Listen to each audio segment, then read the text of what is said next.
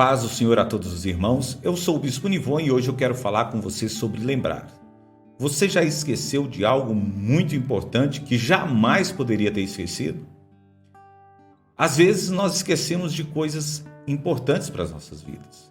Esquecemos o que aprendemos, esquecemos o que ouvimos, ou esquecemos o que devemos fazer ou o que falamos.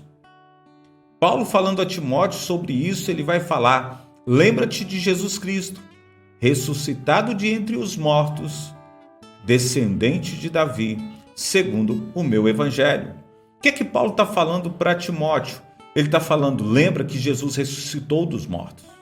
Lembra, Timóteo, que ele é o descendente de Davi, o ungido que viria, o rei prometido. Então ele está falando para Timóteo não esquecer desses princípios do evangelho que ele prega. Quando Jesus ele foi levado pelos soldados romanos para ser crucificado, os discípulos fugiram e estavam amedrontados, com as portas de suas casas trancadas. Pensavam que seriam os próximos a serem presos. E no primeiro dia da semana, eles se encontraram.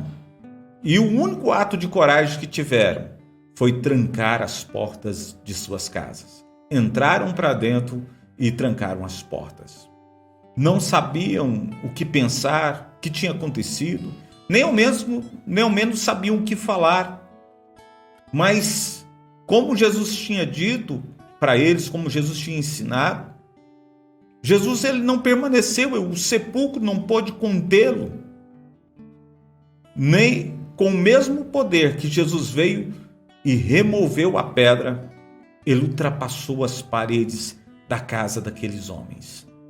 Jesus, quando viu aqueles homens, não os condenaram, nem disse palavras rudes para aqueles homens. Por exemplo, como vocês são medrosos, eu avisei, ou onde vocês estavam quando eu mais precisei. Jesus não fez nada disso.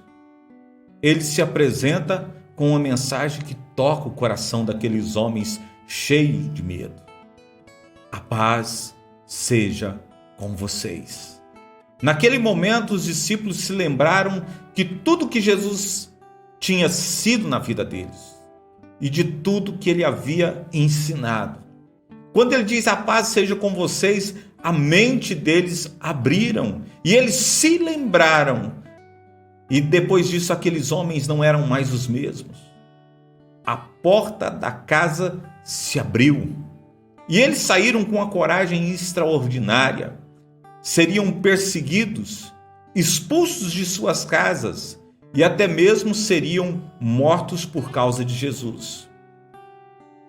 Nos caminhos da vida, meu irmão, muitas vezes também nós, como cristãos, encontramos com as portas trancadas, como aqueles discípulos, incapazes de continuar, com medo, pensando que não tem mais jeito, que não há mais futuro, que não tem mais jeito para as nossas vidas.